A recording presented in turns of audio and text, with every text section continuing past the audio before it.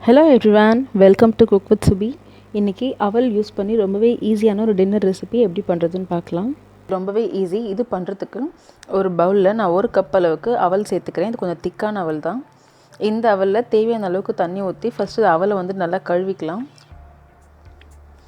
ரொம்ப அழுத்தி கழுவக்கூடாது, அவல் உடஞ்சிடும். ஸோ ஜென்ட்டாக இந்த மாதிரி ஒரு ஸ்பூன் வச்சு மிக்ஸ் பண்ணிவிடுங்க.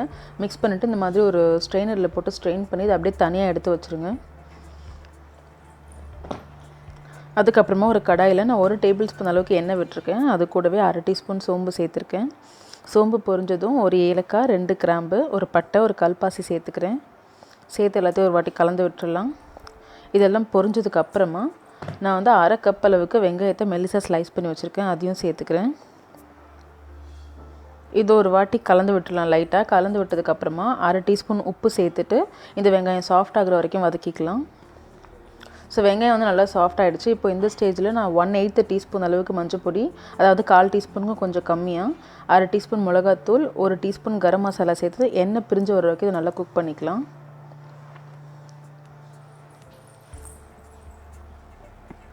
எண்ணெய் பிரிஞ்சதுக்கப்புறமா நான் 1/4 கப் அளவுக்கு குடமிளகாயை ரஃபாக சாப் பண்ணி வச்சுருக்கேன். அதை சேர்த்துக்கிறேன். சேர்த்து ஒரு வாட்டி கலந்து விட்டுடலாம். இது கூடவே 1/4 கப் அளவுக்கு கேரட் பொடியாக திருகி வச்சுருக்கேன். அதையும் சேர்த்துட்டு இது ஒரு 2 நிமிஷம் மூடி போட்டு நல்லா குக் பண்ணிக்கலாம். 2 நிமிஷத்துக்கு அப்புறமா நான் ஒரு 2 டேபிள் ஸ்பூன் அளவுக்கு தண்ணி சேர்த்துக்கிறேன். சேர்த்துட்டு மறுபடியும் ஒரு வாட்டி கலந்து விட்டு இது ஒரு 2 நிமிஷம் நல்லா மூடி போட்டு வேக வச்சுக்கலாம். 2 நிமிஷத்துக்கு அப்புறம் பார்த்திங்கனாக்கா இந்த மசாலா வெந்துருச்சு. இது இப்போ இது கடாயிலே ஒரு ஓரமாக இப்படி நகர்த்தி விட்டுடலாம். விட்டுட்டு நான் திரும்பவும் கடாயில் 1 டேபிள் ஸ்பூன் அளவுக்கு எண்ணெய் சேர்த்துக்கிறேன். சேர்த்துட்டு அதில் 2 முட்டையை உடச்சி ஊற்றிக்கிறேன் அந்த எண்ணெயில்.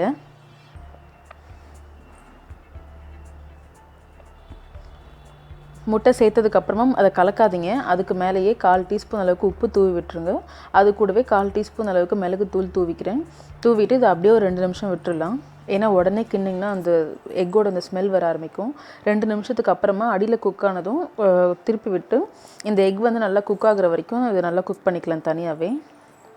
இந்த மாதிரி கரண்டி வச்சு எக் இந்த மாதிரி நல்லா வெந்ததுக்கு அப்புறமா கரண்டியால் உடச்சி விட்டு நம்ம ஸ்க்ராம்பிள் பண்ணுவோம் இல்லையா, முட்டை பொரியலுக்கு பண்ணுவோம் இல்லையா, அந்த மாதிரி முட்டையை நல்லா வேக வச்சுக்கலாம்.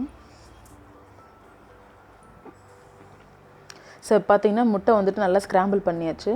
முட்டை நல்லா வெந்ததுக்கப்புறமா இந்த மாதிரி பொடியாக கட் பண்ணி விட்டதுக்கப்புறமா இந்த வெங்காயம் தக்காளி மசாலா கூட சேர்த்து இதையும் வதக்கிக்கலாம். வெங்காயம் தக்காளி மசாலா கூட சேர்த்து வதக்கி விட்டதுக்கப்புறமா நான் 1 டேபிள் ஸ்பூன் அளவுக்கு டொமேட்டோ சாஸ் சேர்த்துக்கிறேன். சாஸ் சேர்த்துட்டு நல்லா கலந்து ஒரு 2 நிமிஷம் குக் பண்ணிக்கலாம். 2 நிமிஷத்துக்கு அப்புறமா நான் வடிகட்டி வச்சுருக்க அவல் சேர்த்துக்கிறேன். சேர்த்து இந்த மசாலா கூட நல்லா கலந்து விட்டுடலாம். கலந்து விட்டு ஒரு 2 நிமிஷத்துக்கு இது அப்படியே நல்லா குக் பண்ணிக்கலாம். அப்போ தான் அந்த மசாலாலாம் அந்த அவல் கூட பிளெண்ட் ஆகும். 2 நிமிஷத்துக்கு அப்புறமா நான் 1 டீஸ்பூன் அளவுக்கு எலுமிச்சம்பழம் ஜூஸ் சேர்த்துக்கிறேன். சேர்த்துட்டு ஒரு தடவை கலந்து விட்டுக்கிறேன். அண்ட் கடைசியாக இதில் கருவேப்பிலை கொத்தமல்லியெல்லாம் சேர்த்துட்டு ஒரு வாட்டி கலந்து விட்டு இறக்கிடலாம். இப்போ நான் கிண்டும் போதே பார்த்திங்கன்னா தெரியும் உங்களுக்கு அவல் கட்டி தட்டி இருக்காது, நல்லா உதிரி உதிரியாக பூ மாதிரி இருக்கும். இதுதான் கரெக்டான கன்சிஸ்டன்சி. இந்த ஸ்டேஜில் இதை அடுப்புலேருந்து இறக்கிட்டு சர்வ் பண்ணிடலாம். அவ்வளோதான், ரொம்பவே ஈஸியான கொத்து அவல் ரெடி. இது ரொம்ப டேஸ்ட்டாக இருக்கும் அண்ட் ரொம்ப சிம்பிள். டின்னருக்கு பார்த்திங்கன்னா இது ரொம்ப ஹெவியாலாம் இருக்காது, லைட்டாக தான் இருக்கும். ஸோ டின்னருக்கு ட்ரை பண்ணிங்கன்னா ரொம்பவே நல்லாயிருக்கும்.